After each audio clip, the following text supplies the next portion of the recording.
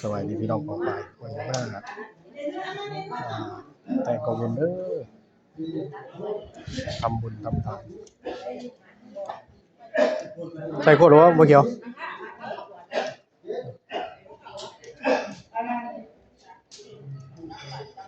ทำบุญทำทานโอ้พามาจดเพื่อผู้ใดอยากมุ่ง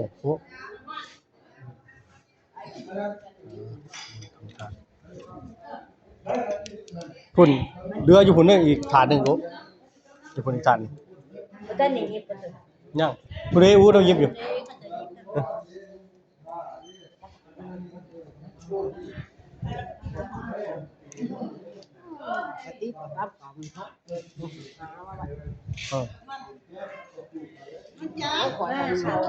อย่าพลาด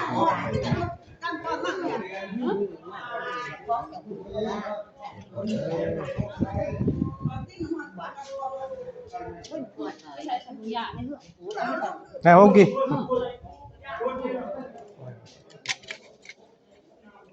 กบมีเสียง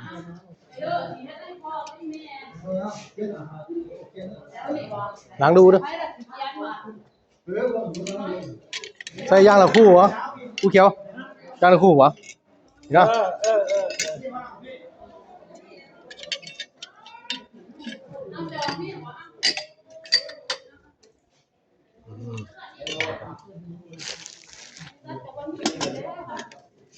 ครบหมดเลยค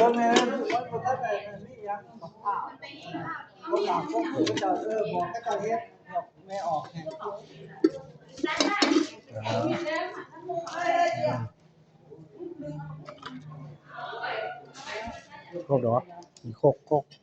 สาด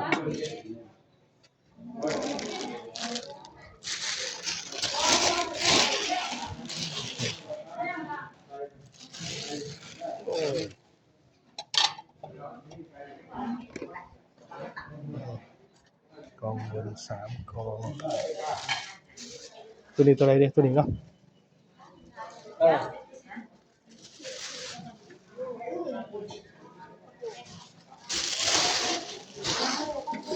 เลยอ๋อเลยต้องหาพวก35เนาะ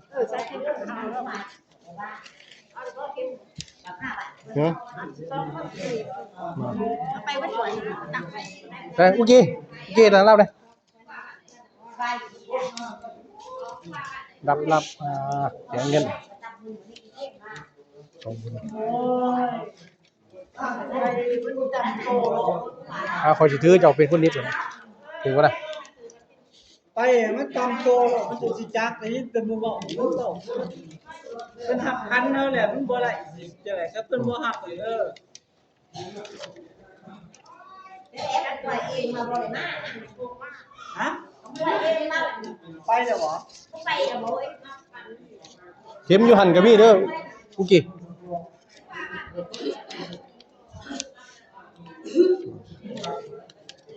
ให้สวยงาม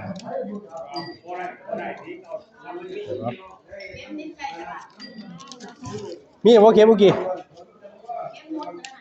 นี่เข็มมุดนี่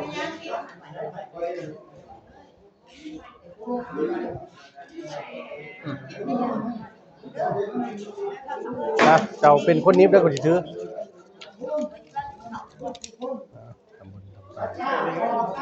เก่งปะอันนี้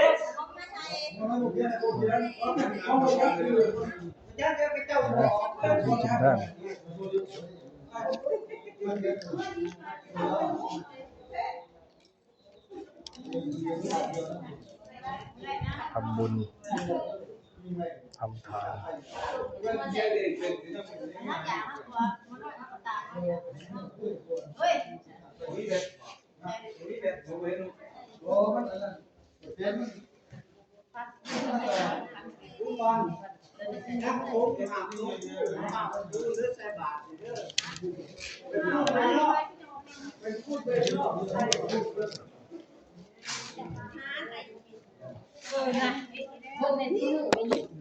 ว่าหางเด้อเอ็นมาทางซองมาเท่านั้นช่างเอา ได้เลย เขาลังเมื่อยน้ำกดกับเสือคือกัน ใช่คือกันนี่เนาะหัวดูเด้อหัวหางทางไหนไปดู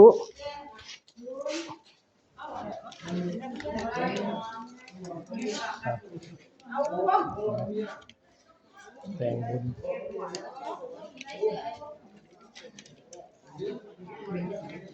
มันเดือนี่พิษออกบ่หรือว่าจะได้ กูเองเนี่ยสิกินเดี๋ยวปิดออกใส่แนวใหม่ใส่แนวใหม่ โอ้ยเหลืออีก2บอดบ่กู อ๋อแนวใหม่นะ เหลือตั้ง2บอดยังบ่ทันน่ะ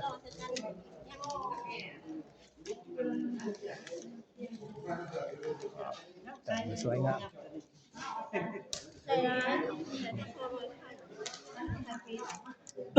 เชื่อคันพ่ออีกยังไงอย่างโอ้หอน มันบ่อันนั้นกา คุณไปใส่เนี่ยคุณว่าโอ้ยยังคุณได้ตอนช่วงนั้นได้ผ้า นี่ อะไรเป็นก่อเป็นอันนี้ตั้ง ตัวนี้เอาไปใส่ นี่ก็ใช่นี่แหละ นี่ตัวนี้เด้อเหลือยกมาให้เด้อยกมาให้ดอกล้างดูเด้อยกมาให้ใจเย็นๆ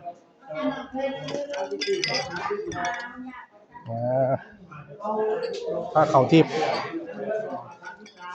ดูก่อนเดี๋ยวสิมาให้อีกโอ้บ่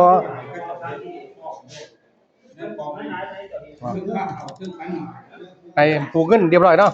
พวกนี้ก็ผูกบ่เงินผูกเบิดบ่เด้อ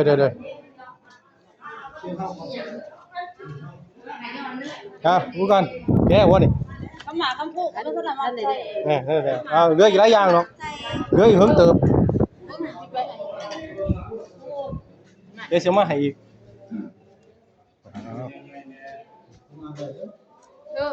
พันโตกำลังเขียนอยู่เดียวบ้านเด้อ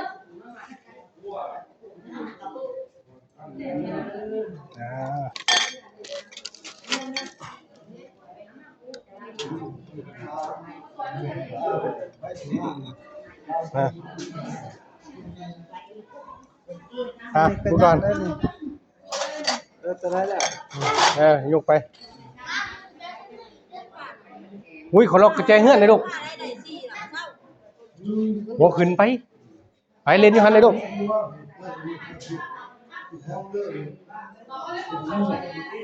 มึงด้วยอันนี้ เติมมันคือ คนไอ้พ่อรู้ว่า1ต้นรู้จักว่า1ต้นเรียนที่นี่อยู่นะให้พ่อรู้ว่าให้พ่อรู้ว่า1ต้นยานบัวที่ยังก็ตามนะสันหลังอู้ก็ได้นะ1ต้นพ่อ1ต้นเพราะว่าวันนี้แม่อู้ทุ่มแม่อู้พูน2อู้พูนแม่อู้พูนจุดนึงเบิดคือกันนะ1ต้นพออู้พมสหรัฐ1ต้นอู้พมสหรัฐ1ต้นเราชีดรักที่ชีด1ต้นเราชีดรักที่ชีด1ต้น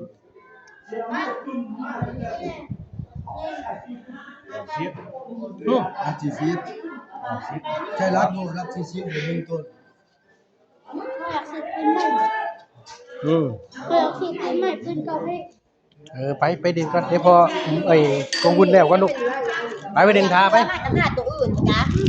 แล้วเบิ่งลูกค้าเอาไปเลยหันเอามาเนี่ยมาเดี่ยวหันเงินข้าวยาปลูกยาพ่อเนี่ย ไปลงไปในกระล่างกันลูก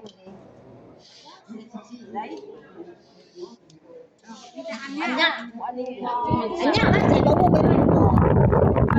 เหลือหลายอันเดียวทั้งหมอทั้งไอ้นั่นน่ะ เอานี่คือมันยาวไปมัดหมอเบิด3หน่วยได้แล้ว มาเอาหมอมาตัวยาวสิไปมัดหมอกัน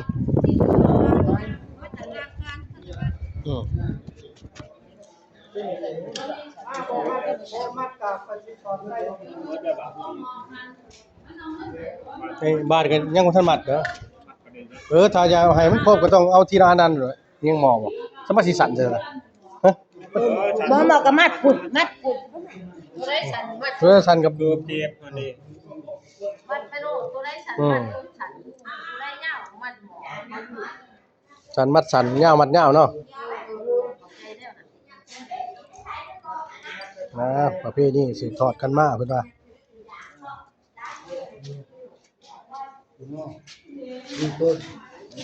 ของกัน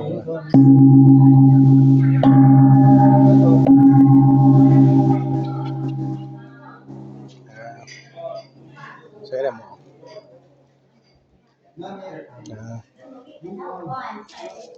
มัดหมอมัดไข่ตามประเพณีของประเทศลาวที่ศาสนาพุทธเฮ็ดกันตามศาสนาพุทธศาสดาองค์สัมมาสัมพุทธเจ้าได้เฮ็ดมารุ่นต่อรุ่น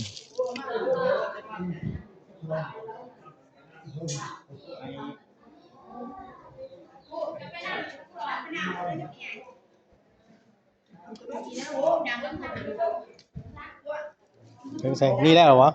อะไรเนี่ยยัง เนาะฮะเฮ้ยตัวมัดเหลือหลายอย่างอยู่เนาะมัดเบิดทุกอย่างก็หลายอย่างเลย กับมัดแย่หรือว่าตัวมัน เหลือบ่หนึงอีกอันนึงโอ้เอาตัวเหย้าไปมัดบ่หนึงอีกอันนึง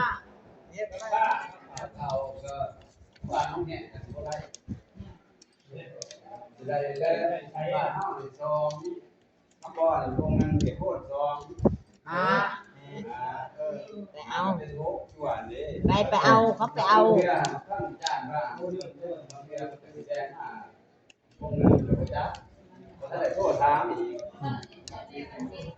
พวกพัน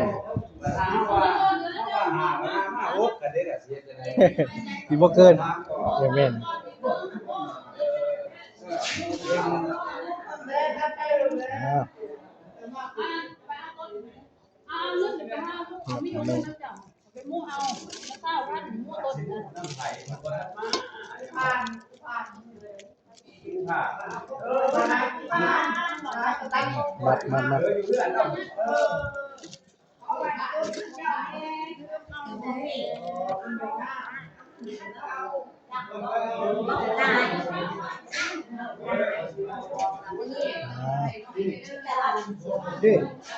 มัดมาที่คงนั่น อ้าวดูดิเว้นดูดิยังเหลืออีกจำผิดนี่ได้หรอวะนี่ เดี๋ยวล่ะ เอาไปนี่ก็แล้วมั้งบ่ เดี๋ยวน้ำได้ใส่ก็แต่จะไปโอ้หาดีเห็นใส่ นี่ใส่เอา ใส่บาบู ผมบ่ใส่ให้เต็มที่ใส่เป็นวิธีไปเดี๋ยวละบาทใช่แหละทิปเข่าตัวนี้บ่เห็นมีนะอีหยังลูก ที่เขาไปใส่ ดีๆหมดไปซอนะ เอาอีกแล้วเว้นกระติบอีกแล้ว กระติบไปใส่กระติบเข่าบ่นะปกติต้องมีทิปเข่าเห็นบ่หึ จังว่าแล้วของบ่จักแล้วว่ามันบ่ครบมาบ่จักนี่ติบเขา ไม่มีแต่ เขาก็ว่านี่ได้ซะ ถ้านี่คือมีทิ ว่า ปเข่า นี่ได้ซะ เอาตัวมัน ไปชอบเบิ่งอย่างมาเจ็บผ้า หึบ่อีกคนละผ้ากัน พ่อเอาซื้อผ้าใหม่ โอ้ยหมดจะเผาซองจะมาทิปโอ้พี่ทิปเขาอยู่พี่เห็นบ่ ว้า ใส่อีกอันนึงใส่มาบ่คือกันเนาะ ใช่แล้วว่าบ่ฮู้หันเข่าก่อนที่เขามา เดี๋ยวนะ ก็ ใส่แล้วบ่ตัวนั้นอันอีกผ้านึง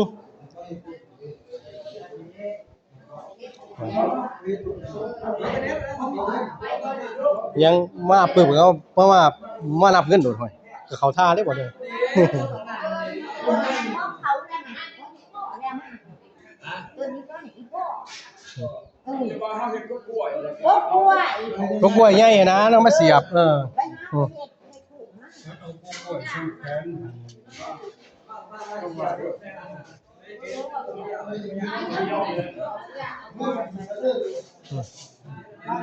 ครบเลย ใช่แล้ววะน่ะ ใช่เลยใช่เลย ตัวนั้นก็ใช่แล้ววะ ใช่เลยเหลือตัวใกล้ๆเฮ้ยเสียงสดมากินคนใดก็ช่วยเด้อ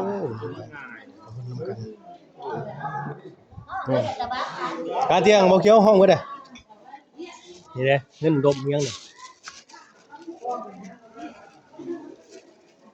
มึงเอาไปมัดก่อนโดยเดี๋ยว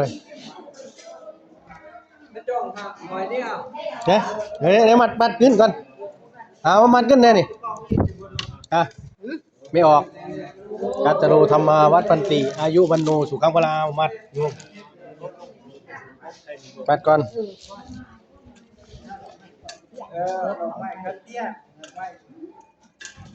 คนอ่านเนื้อตัวไหนบ่ได้เก็บมาจากคุณเด้อกันมามันนำไปจับประกวดเลยกวดเบิดเอาเบิดได้ที่เขาตัวนั้นไม่แต่เขาจับประกวดจะเอาไปให้ผมมาแต่ว่าที่เขาบ่ตัวทิพเขาบ่โอ้ยเขาเบิ่งนี่บ่เขาอันมีแต่ว่าเงินน่ะสิบ่มีบ่มัดได้ตัวนี้ทิพเขามัดแล้ว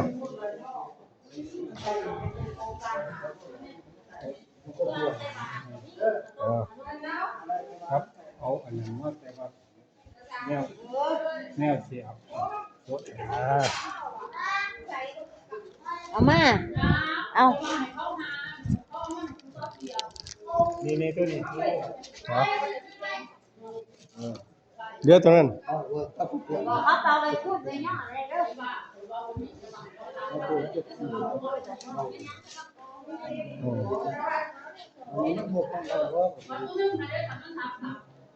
แล้วเป็นนี่ตะกุ่มตามตุ่มนี้เด้ตุ่มนี้กองบุญก็กล้วยบ่มีก็ให้เขาไปตัดในสวนเขาก็ได้ตัดโลดสวนนุ่มเมืองนุ่มตัวไหนเขาจะเชื่อตั้งหาเขาจะไปตลาดของสหรัฐเขาโตมากเขาจะตั้งหาเขาจะจะตั้งตัวคุณมาพี่ต้นตัวนี้ใส่ได้เงินใส่ดอกมันบ่ไปเฮ็ดได้ดอก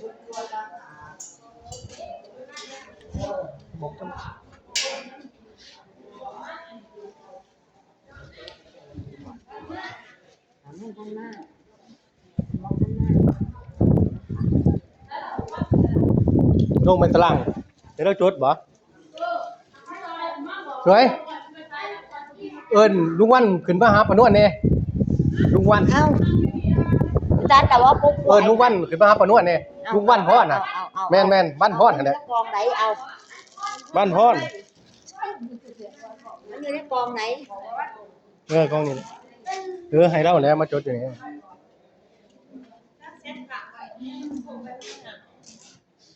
ไหนล่ะขั้นตัวไหนบ่ทันมันด้วยดอกขั้นบ่โอ้เดี๋ยวนี่บ่เกี่ยวหยิบอันนี้นี่ขั้นอันนี้สารวัตรบ่หรือสารวัตรใหญ่กว่าสารวัตรใหญ่กว่าสารวัตรสารวัตรกดแชร์เด้อคือหน้าของไปยันก็ดักอยู่ค่ะเอา